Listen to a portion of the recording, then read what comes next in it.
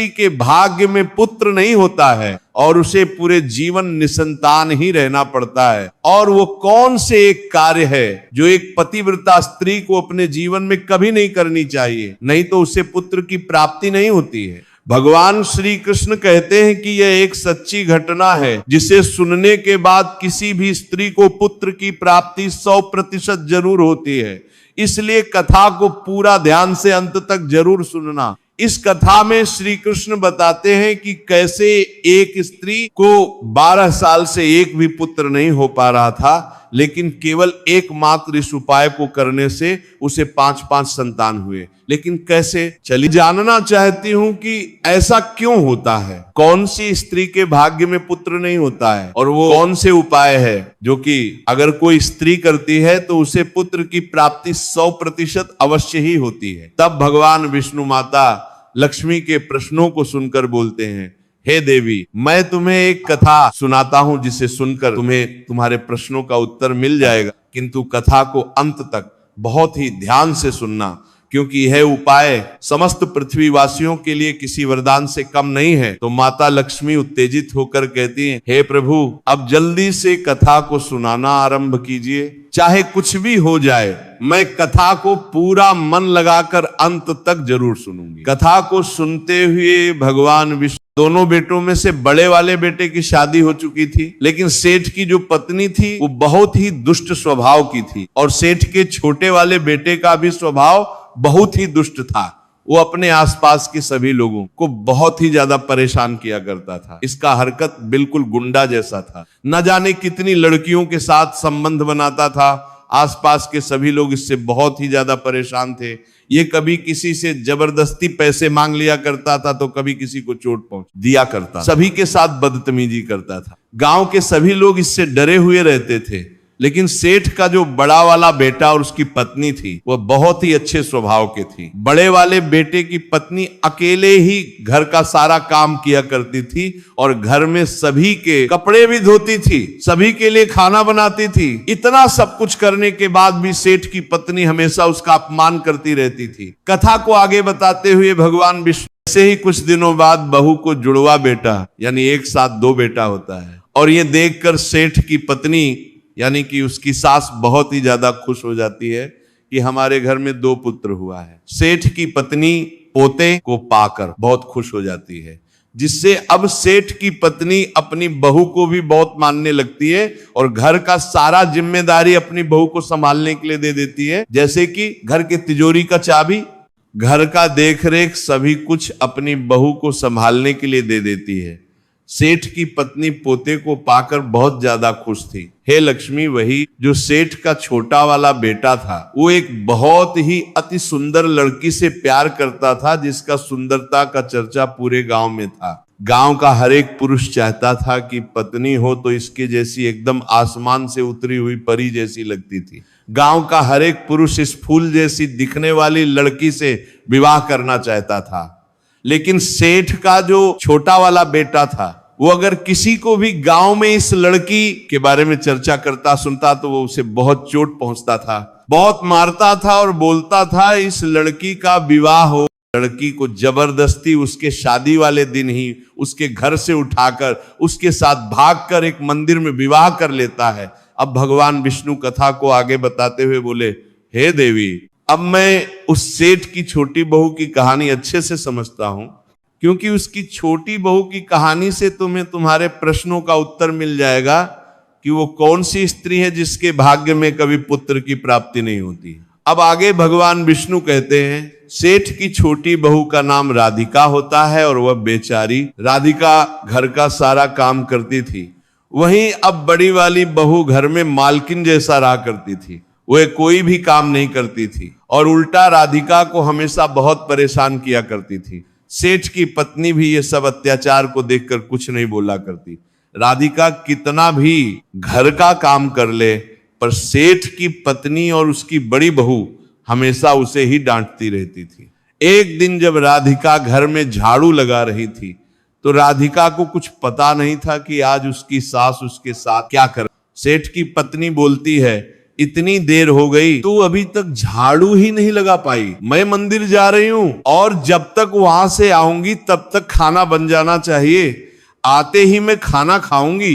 फिर वो बेचारी घर की साफ सफाई करके खाना बनाने में लग गई और खाना बनाते समय वो मन में सोच रही थी, मैं घर का इतना काम करती हूं फिर भी मेरी सास मुझे हमेशा डांटती रहती है और हमेशा परेशान करती रहती है और कभी भी प्रेम से बात नहीं करती और घर का सारा काम मुझे ही नौकरानी जैसा करवाती है। बड़ी बहू से इतना प्यार और मुझे उतना ही नफरत, आखिर ऐसा क्यों? राधिका ये सब सोच ही रही थी कि तभी दरवाजा खटखटाने की आवाज आई तो उसने सोचा अभी तो खाना भी तैयार नहीं हुआ और लगता है मेरी सासू माँ आज बहुत जल्दी ही मंदिर से लौट आई हैं। वो डरी हुई थी कि उसकी सास आज उस पर बहुत गुस्सा करेगी। वह मेरे मासिक धर्म के दौरान भी मुझे एक नौकरानी जैसा काम करवाती है, मैं क्या करूं? आप ही कुछ बताइए। वो जब आएगी तो मुझे बहुत डांटेगी। अभी वो मंदिर गई है, मंदिर से आती ही होगी। यदि वो आ गई और उन्होंने मुझे आपको भोजन कराते देख लिया तो मुझे बहुत मारेगी, इसीलिए मैं आपको भोजन नहीं करा सकती। तब साधु बोला, बेटी थोड़ा सा ही भोजन करा दो, मैंने सुबह से कुछ नहीं खाया है। साधु की ये बात सुनकर राधिका को दया आ जाती है और साधु से बोलती है, महाराज आप अंदर आ जाइए, मैं आपको भोजन देती हूँ। लेकिन राधिका बहुत डरी हुई थी कि अगर उसकी सास मंदिर से वापस घर आएगी और अगर मुझे साधु को भोजन करते हुए देख लेगी फिर तो वह मुझे छोड़ेगी नहीं। राधिका के बोलने पर वो साधु अंदर आ जाते हैं। अंदर आते ही साधु का मुलाकात बड़ी बहू से होती है। बड़ी बहू फिर से पेट, लेकिन उसे इस बात का भी डर था कि जब सासू माँ को पता चलेगा कि इस बार बेटा नहीं बल्कि पुत्री होने वाली है तो बहुत गुस्सा होंगी, पता नहीं अब मेरे साथ क्या होने वाला है, भगवान मेरी रक्षा करना। इतने में राधिका उसे साधु को भोजन लाके देती है। राधिका ने भी सारी बातें सुन ली थी कि दीदी को इस बार पुत्री होने वाली है। बड़ी बहू राधिका से कहती है, मैं तुमसे विनती करती हूँ कि सासू माँ को अभी इसके बारे में कुछ नहीं बताना, आगे चलकर मैं सासू माँ को मना लूंगी। साधु राधिका के बारे में भी बोलते हैं कि राधिका बेटी तुम्हें भी पहला संतान बेटी ही होने वाली है। अभी साधु भोजन कर ही रहे थे तभी अचानक राधिका की सास मंदिर से घर आ जाती है और उस साधु को भोजन करते देखकर बोली, ये मेरा घर है, कोई भोजनालय नहीं जो हर कोई यहां आकर भोजन करके चला जाएगा। और तुमने इस साधु को भोजन क्यों दिया? क्या अन्न मुफ्त में आते हैं जो हर किसी को अपने घर में बैठाकर खिलाती रहती हो? और ये कहकर उस साधु को धक्के मारकर अपने घर से बाहर निकाल। राधिका को उस दिन भूखे सोना पड़ा लेकिन कोई उसे खाना के लिए नहीं पूछा। रात को जब राधिका के पति काम पर से वापस आते हैं तो उनको पता चला है कि राधिका आज खाना नहीं खाई और उसके साथ माँ ने बहुत गलत व्यवहार किया है। तो वो अपने माँ को बहुत सुनाता है और कहता है आगे से राधिका को कोई परेशान नहीं करेगा, नहीं तो मुझसे बुरा कोई नहीं होगा। राधिका का पति राधिका से बहुत प्यार करता था। अब कुछ दिनों के बाद सेठ के बड़े वाले बेटे की पत्नी को एक पुत्री हुआ और जैसे ही सासू माँ को पता चला कि घर में बेटी हुई है तो सेठ की पत्नी उस पुत्री को दूर कहीं जंगल में छोड़ आई और बड़ी बहू से बहुत गुस्सा हो गई। ये सब देखकर छोटी वाली बहू को अपने भविष्य को लेकर बहुत डर लगने लगा। ऐसे ही कुछ महीने और बीत गया और बड़ी वाली बहू फिर से गर्भवती हो गई। इस बार सासू माँ पहले ही वैद्य को बुलवा लिया और उनसे पूछा लड़का या मृत्यु उसके जन्म से पहले ही हो गया। और ये सब देखकर राधिका बहुत डरी हुई थी क्योंकि उसे पता था कि उसका पहला संतान लड़की ही होने वाली है। पहले बड़ी बहू को सेठ की पत्नी बहुत मानती थी लेकिन अब उसे अपनी बही बहू से नफरत हो गया और उससे घर की चाबी भी ले ली, साथ ही अब उससे नौकर जैसा काम करवाने लगी। अब आगे भगवान विष्णु कहते हैं कुछ दिनों के बाद राधिका को एक पुत्री होती है और सेठ की पत्नी फिर से निराश हो जाती है और इस लड़की को भी जंगल में छोड़ने का सोचती है। राधिका को पता होता है कि सासू माँ मेरी पुत्री को नहीं छोड़ेगी, वो पक्का इसे भी मरवा देगी। इसीलिए राधिका चुपके से घर के पीछे वाले दरवाजे से भाग जाती है और अपने बच्चों को एक अनाथालय में रखाती है। अब जब अगला संतान होने वाला होता है तो राधिका क्या करती है कि वह एक वैद्य के पास जाती है तब उससे राधिका को पता चलता है कि इस बार भी राधिका को पुत्री ही होने वाली है। अभी राधिका का सिर्फ तीसरा महीना ही चल रहा हो। भगवान कृपया हमारी रक्षा करना। जब राधिका दीदी से बात कर रही होती है तो वह सारी बात उसकी सासू माँ सुन लेती है, और ये सुनकर उसकी सास क्रोध में आकर, गुस्से में आकर राधिका को धक्के मारकर घर से बाहर निकाल देती है और बोलती है, चले जाओ यहां से, अब तुझे इस घर में रहने की कोई जरूरत नहीं है और अब कभी भी मेरे घर में वापस मत आना, मैं अपने बेटे के लिए कोई दूसरी लड़की देख लूंगी। फिर राधिका दरवाजे पर बैठकर रोती रही, किंतु उसके सास ने दरवाजा नहीं खोला और फिर राधिका ने सोचा अब मुझे यहां से अपने मायके ही जाना पड़ेगा। फिर वो अपने मायके जाने लगती है। मायके पहुंचकर सारी बातें राधिका अपनी मां को बताती है और पूरा दिन रोती रहती है। जब राधिका का पति काम पर से वापस घर आता है तो वो अपनी पत्नी राधिका को ढूंढता है, पर राधिका उसको घर में कहीं दिखाई नहीं देती है। जब वो अपने मां से जाकर पूछता थी, भगवान विष्णु आगे कहते हैं कि जैसे ही राधिका की सहेली सुषमा को ये पता चलता है कि राधिका मायके यानी कि अपने घर आई है, तो वह उससे मिलने के लिए उसके घर जाती है। राधिका और सुषमा बचपन के दोस्त होते हैं और इन दोनों के बीच बहुत ही गहरी यारी होती है। जब सुषमा राधिका के घर पहुंचकर राधिका को रोते देखती है तो राधिका से पूछती है, क्या हुआ तुम्हें, तुम रो क्यों रही हो? मां बता रही थी कि तुम जब से आई हो सिर्फ रोती जा रही हो, आखिर बात क्या है? भगवान विष्णु माता लक्ष्मी से कहते हैं कि हे लक्ष्मी, आगे इस कथा को बहुत ध्यान से सुनना, क्योंकि राधिका की दोस्त सुषमा राधिका को बताने वाली है कि कैसे एक स्त्री को लगातार 5 पुत्री होने के बाद एक पांची मुनि से मिलने से उसे 2 पुत्र प्राप्त हुए, जबकि इस लड़की के भाग्य में संतान प्राप्ति ही नहीं था। तो ऐसा कौन सा उपाय? जैसे अब सुषमा राधिका से कहती है, 7 साल पहले की बात है, हमारे पास के एक छोटे से गांव में मोहन नाम का एक आदमी रहता था। वह गरीब था लेकिन ईमानदार था। वह हर रोज खेतों में कड़ी मेहनत करता और जो भी थोड़ा बहुत धन कमाता था उससे अपनी पत्नी की जरूरतों को पूरी करने की कोशिश करता था, क्योंकि उसकी पत्नी माधवी बहुत ही सुंदर थी। गांव में उसकी खूबसूरती के चर्चे दूर दूर तक थे, लेकिन माधवी के दिल में मोहन के लिए न तो प्यार था ना ही कोई सम्मान। शादी के बाद माधवी को जल्दी ही एहसास हो गया कि मोहन उसे वह ऐसो आराम नहीं दे सकता जिसकी उसे चाहत थी। मोहन माधवी के साथ वैसे संबंध भी नहीं बना पाता था जैसा कि माधवी चाहती थी। मोहन का जीवन बिल्कुल ही सादा था। वह दिन रात मेहनत करता, मगर उसका जीवन केवल रोज की रोटी और कपड़े तक ही सीमित रह पाता था। माधवी ने एक दिन कहा, तुम जैसे आदमी के साथ मेरा जीवन बर्बाद हो रहा है। मोहन ने उसकी बात को नजर, तुम जैसी सुंदरता का इस गांव में क्या काम, तुम्हें तो रानियों जैसी जिंदगी मिलनी चाहिए। माधवी के भीतर छिपी इच्छाएं जाग उठी। वह विक्रम के करीब होने लगी। कुछ ही दिनों में दोनों के बीच रिश्ता गहरा हो गया। माधवी अब हर रोज किसी बहाने से विक्रम से मिलने जाती, जिससे मोहन को माधवी की इन हरकतों पर शक होने लगा, लेकिन उसने कुछ नहीं कहा। वह सोचता था कि शायद उसका प्यार माधवी को सही रास्ते पर वापस ला देगा। विक्रम के बाद माधवी की नजर गांव के योद्धा अर्जुन पर पड़ी। अर्जुन शक्तिशाली और आकर्षक था। उसकी तलवारबाजी की कला पूरे गांव में प्रसिद्ध थी। माधवी अर्जुन की तरफ खींची चली गई। वह अब हर दिन अर्जुन को देखती और उससे मिलने के बहाने ढूंढती। एक दिन माधवी ने अर्जुन से कहा, तुम्हारी ताकत मुझे मोहित करती है।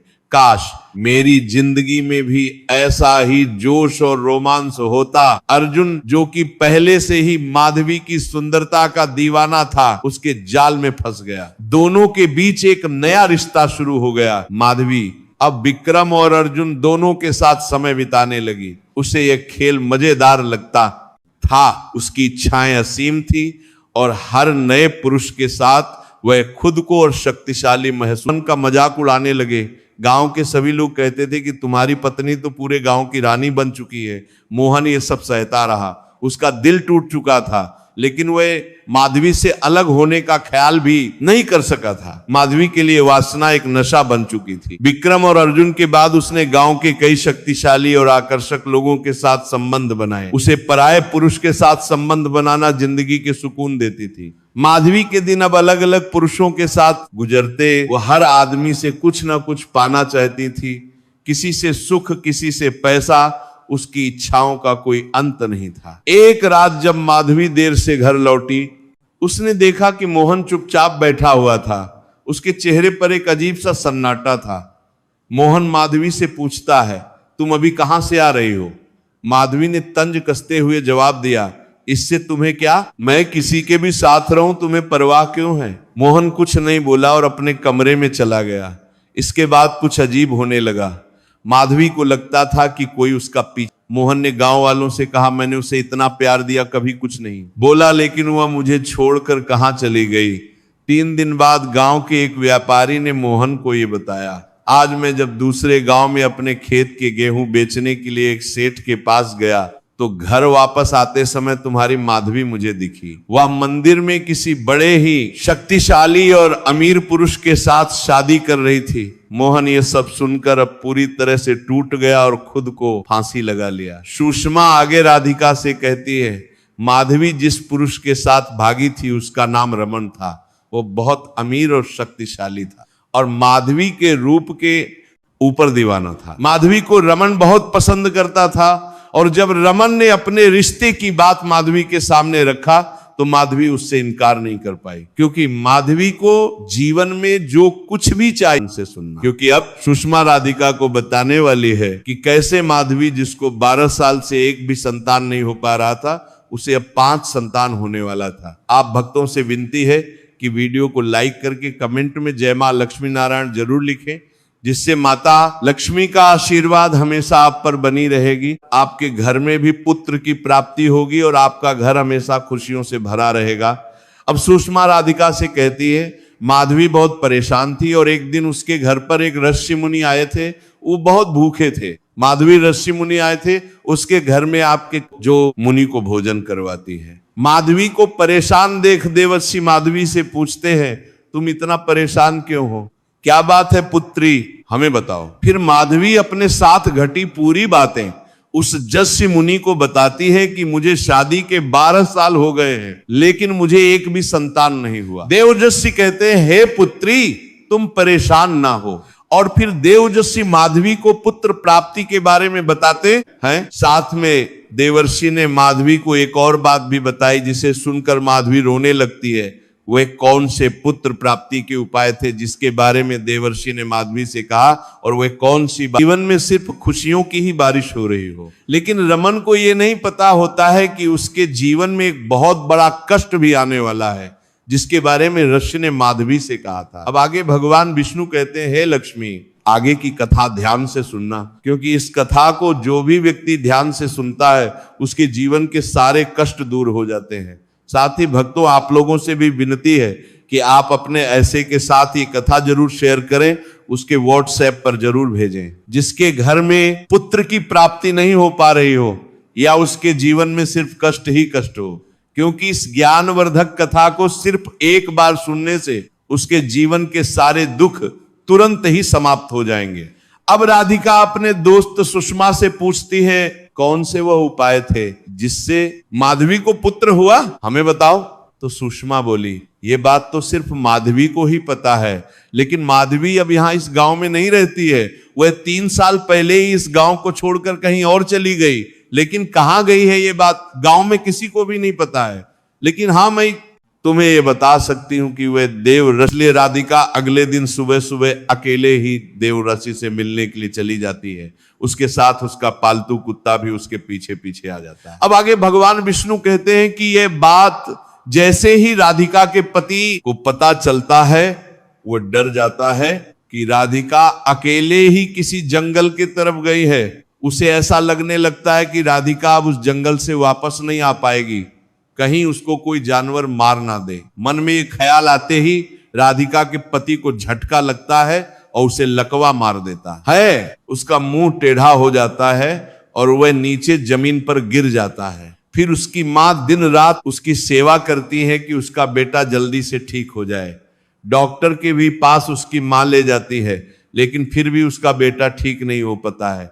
इधर राधिका घने जंगल में पहुंच जाती है। राधिका भूखी प्यासी आगे बढ़े जा रही थी कि तभी बारिश होने लगती है। फिर राधिका उसी जंगल में एक पेड़ के नीचे बैठ जाती है, लेकिन फिर भी बारिश की बूंदें उसके ऊपर गिरती रहती हैं और वह भीगने लगती है। तभी राधिका को उस जंगल में एक गुफा दिखता है, तो वो क्या करती है कि बारिश से बचने के लिए वो गुफा में चली जाती।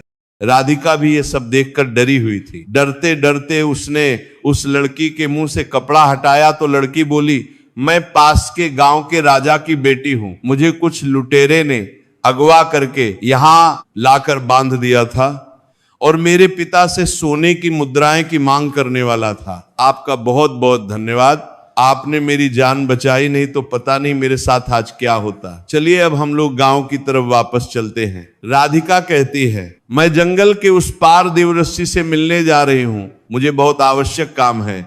ये सुनकर राजा की बेटी भी राधिका और उस कुत्ते के साथ जंगल के उस पार चल देती है। रास्ते में बहुत से खतरे आते हैं, लेकिन राधिका के साथ उसका जो पालतू कुत्ता होता है वह बहुत ही ताकतवर था। उसको देखकर जंगल का कोई भी जानवर राधिका और उस राजा के बेटी को चोट नहीं पहुंचाती है। मेरी सासू माँ ऐसी है, अगर घर में पुत्री होती है तो मेरी सास उसे मरवा देती है या जंगल में छोड़ आती है। कृपया आप मेरी मदद करें और आशीर्वाद दें कि मुझे पुत्र की प्राप्ति हो सके। मेरी सहेली सुषमा ने आपके बारे में मुझे बताई कि कैसे माधवी को आपके आशीर्वाद से 5-5 संतान की प्राप्ति हुई। हे देवेज्य, आप हमारी भी मदद करें। आगे भगवान विष्णु माता लक्ष्मी से कहते हैं, हे लक्ष्मी ध्यान से सुनना, कथा में आगे तुम्हें तुम्हारे प्रश्नों के उत्तर मिलने वाले हैं कि किस स्त्री के भाग्य में पुत्र नहीं होता, क्योंकि अब देवऋषि राधिका को पुत्र प्राप्ति के बारे में बताने वाले हैं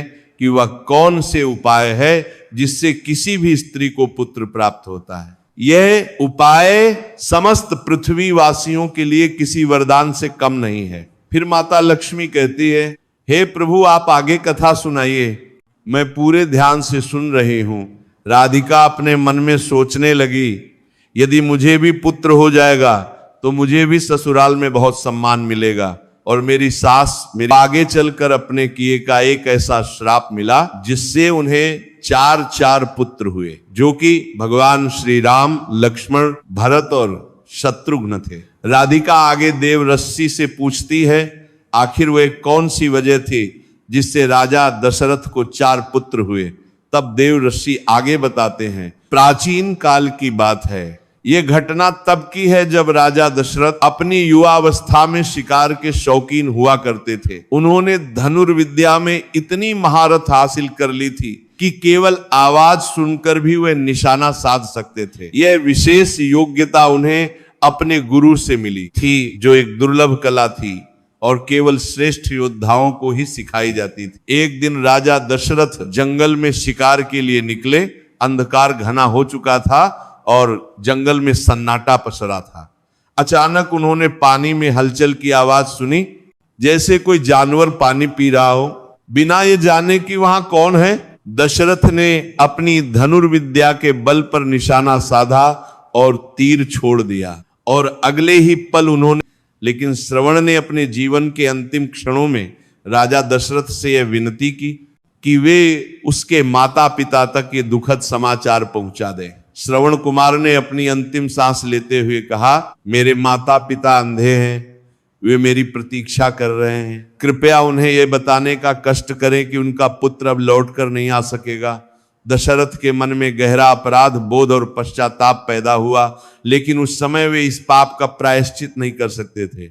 अपने आंसू पोंछते हुए उन्होंने श्रवण के शरीर को उठाया और उसके माता पिता के पास पहुंचे। वहां पहुंचकर दशरथ ने श्रवण के अंधे माता पिता को इस दुर्घटना के बारे में बताया। श्रवण के माता पिता अपने पुत्र की मृत्यु का समाचार सुनकर हताश और गहरे दुख में डूब गए। उन्होंने राजा दशरथ से कहा, राजन, हमने अपने जीवन का एकमात्र सहारा खो दिया है। हमारा बेटा ही हमारे दशरथ के हृदय पर इस श्राप और घटना का अमिट प्रभाव पड़ा और वे अपने कर्म के परिणाम से त्रस्त और व्यथित होकर अयोध्या लौटे। समय बीतता गया और उन्हें 4 पुत्र प्राप्त हुए, राम, भरत, लक्ष्मण और शत्रुघ्न। दशरथ ने अपने पुत्रों को अत्यंत स्नेह से पाला और उनकी परवरिश में कोई कमी नहीं रखी। राजा दशरथ का जीवन अब अपने 4 पुत्रों के चारों ओर घूमता था। वे स्वयं को सौभाग्यशाली मानते थे कि उनके जैसे वीर और धर्मशील पुत्र उन्हें मिले। एक दिन दशरथ ने अपने सबसे बड़े पुत्र राम को अयोध्या का राजा बनाने का निर्णय लिया, लेकिन तभी एक घटना घटी कि कैकेयी दशरथ की प्रिय रानी ने अपने 2 वरदानों का स्मरण दिलाते हुए दशरथ से राम के लिए 14 वर्षों के वनवास और भरत के लिए अयोध्या का राज्य मांगा। दशरथ यह सुनकर स्तब्ध रह गए, लेकिन राजधर्म के प्रति उनकी निष्ठा के कारण राजा दशरथ उस वरदान को अस्वीकार नहीं कर सके। राम जो पिता की आज्ञा का पालन करते हुए वनवास जाने को तैयार हो गए, पिता के प्रति अपने कर्तव्य और मर्यादा का पालन करते हुए तुरंत वन जाने की तैयारी करने। दशरथ का जीवन एक असीम शोक और दुख में डूब गया। उन्होंने राम के बिना जीवन जीने की कल्पना भी नहीं की थी और अब उनका पूरा अस्तित्व खाली और असहाय महसूस करने लगा। देवऋषि आगे कहते हैं, दशरथ के मन में उस श्राप की याद ताजा हो उठी जो उन्होंने श्रवण कुमार के माता पिता से प्राप्त किया था। वे समझ गए कि यह उनके पुराने कर्मों का ही परिणाम है। जिस प्रकार उन्होंने अनजाने में श्रवण कुमार की मृत्यु का कारण बनकर उसके माता पिता को पुत्र वियोग का दुख दिया था, उसी प्रकार अब वे भी अपने पुत्र राम के वियोग में तड़प रहे थे। राम के वनवास जाने के बाद दशरथ का स्वास्थ्य तेजी से गिरने लगा। उन्हें रातों को नींद नहीं आती थी और दिन भर वे राम की याद में आंसू बहाते। वह कभी ना कभी हमारे जीवन में वापस आता है। ये एक उदाहरण है कि हमें अपने कर्मों के प्रति सचेत रहना चाहिए, क्योंकि हम जो भी करते हैं उसका परिणाम हमारे जीवन पर किसी न किसी प्रकार से अवश्य पड़ता है। देव रमण की पत्नी माधवी के बारे में बताते हुए राधिका से कहते हैं, माधवी के कर्म बहुत ही गंदे थे जिसमें रमण का भी साथ था। इन दोनों के वजह से ही माधवी के पहले पति ने खुद को फांसी लगा लिया था। अगर रमण माधवी को अपने साथ नहीं ले जाता तो माधवी का पहला पति मोहन आज भी जिंदा होता। माधवी के गलत कर्म की वजह से मोहन को कितना दुहक सहना पड़ा। बिल्कुल वैसा ही दुख का सामना अब माधवी को भी करना पड़ रहा है। देवऋषि राधिका को आगे बताते हैं, उन लोगों को संतान की प्राप्ति तो हुए, लेकिन उन लोगों को अपने आंखों के सामने अपने संतान को मारते हुए भी देखना पड़ा। और यह सब होते हुए रमण नहीं देख पा रहा था और उसकी भी जान चली गई। उन लोगों को अपने किए हुए कर्म का सजा मिला। अभी उसके 5 में से सिर्फ 2 संतान ही बचे हैं। अब माधवी का सारा बुरा उसके पति के बारे में बताते हुए देवऋषि कहते हैं, जब तुम्हारे पति को पता चला कि तुम जंगल की तरफ गई हो तो यह सुनकर तुम्हारे पति को सदमा पहुंचा और उसे लकवा मार दिया। वह अब चल नहीं पा रहा है। यह उसके गलत कर्म का सजा है। राधिका को जैसे ही पता चलता है वो रोने लगती है। देवऋषि कहते हैं, पुत्री तुम रो मत, तुम्हारा पति ठीक हो जाएगा। तुम्हारे पति का उद्धार तुम्हारे हाथों ही लिखा है। वो तुमसे बहुत प्रेम करता है। तुम उसे सिर्फ सही रास्ते पर ले आओ। जब उसका व्यवहार ठीक हो जाएगा, किसी को दुख नहीं पहुंचाएगा, तो वो अवश्य ही ठीक हो जाएगा और फिर तुम्हें पुत्र की प्राप्ति होगी। भगवान विष्णु आगे माता लक्ष्मी से कहते हैं, हे लक्ष्मी, आगे ध्यान से सुनना, क्योंकि ये कलयुग का समय चल रहा है। और श्री कृष्ण महाभारत के समय कह गए थे कि कलयुग में किसी भी व्यक्ति को अपने पाप कर्मों का सजा उसे अपने वही जन्म में काटना पड़ेगा। इसलिए कथा को आगे जरूर सुना कि आगे राधाएं देखेगी तो वो बहुत खुश होंगी और मुझे अपने घर पर रख लेगी, मुझे परेशान करना बंद कर देंगी और मुझे घर का इतना काम भी नहीं कराएंगी। राधिका घर पहुंचती है और घर पहुंचने ही राधिका ने अपनी सास को सारा सोना दे दिया। फिर इतना सारा सोना देखी कर उसकी सास बहुत खुश हुई और उससे पूछने लगी कि तुम इतना सारा सोना कहां से लाई हो। तब राधिका ने अपनी सास को उस गुफा के बारे में सारी बात बताई। फिर उसकी सास ने राधिका से सारा सोना ले लिया और उसके बाद राधिका से कहने लगी, इतने सोने से क्या होगा? जब वहां पर बहुत सारा सोना था तो मुझे और ज्यादा सोना लेकर आना था। इतना थोड़ा सोना लेकर क्यों आई हो?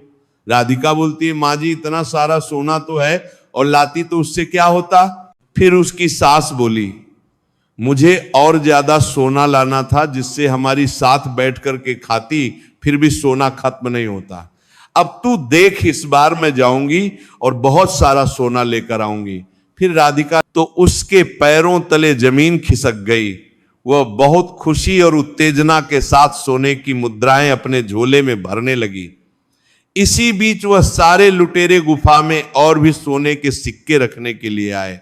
इन लोगों की नजर उस औरत पर पड़ी और फिर उन लोगों ने सेठ की पत्नी यानी कि उस औरत को मारकर पास के गांव में रख दिया। उसके बाद जब उसके घर वालों को उसकी मौत का पता चला तो सभी लोग वहां पर पहुंच गए और राधिका कहने लगी, मैंने सासू मां को समझाया था कि वहां मत जाओ, फिर भी वहां पर सोने के लालच में चली गई। इनके लालच का फल इन्हें अब मिल गया। कहानी को आगे बताते हुए भगवान विष्णु कहते हैं, इस तरह उसकी सास की मौत हो गई और सेठ को भी उसका सजा मिल गया, क्योंकि सेठ अपनी पत्नी से बहुत प्यार करता था और उसके बिना नहीं रह पाता था। सेठ की गलती था कि सेठ अपनी पत्नी के गलतियों में, जो कि नरक से भी बदतर जिंदगी होता है। अब सेठ को अपना जीवन बिना पत्नी के अकेले ही दुख के साथ काटना पड़ रहा है। भगवान विष्णु कहते हैं, इसीलिए हमें किसी के गलत काम में उसका साथ नहीं देना चाहिए, नहीं तो पाप करने वाले से ज्यादा पापी किसी गलत काम में साथ देने वाला होता है।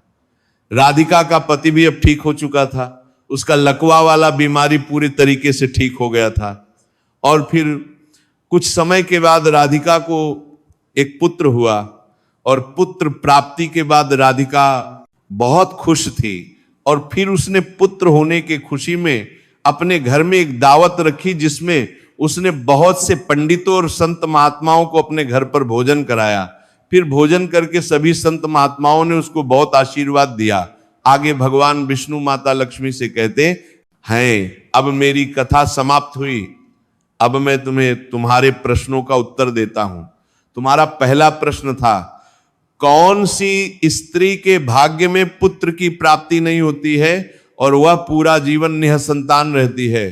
तो जिस स्त्री के कर्म अच्छे नहीं होते हैं या उसके पति के कर्म अच्छे नहीं, कौन सी स्त्री है जो समय से पहले ही विधवा हो जाती है और बिना पति के एक दुखी जीवन जीती है?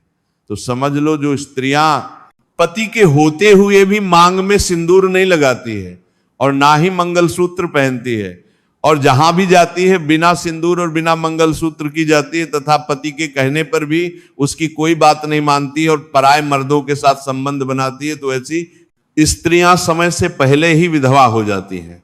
जैसे कि इस कथा में माधवी समय से पहले विधवा हो गई।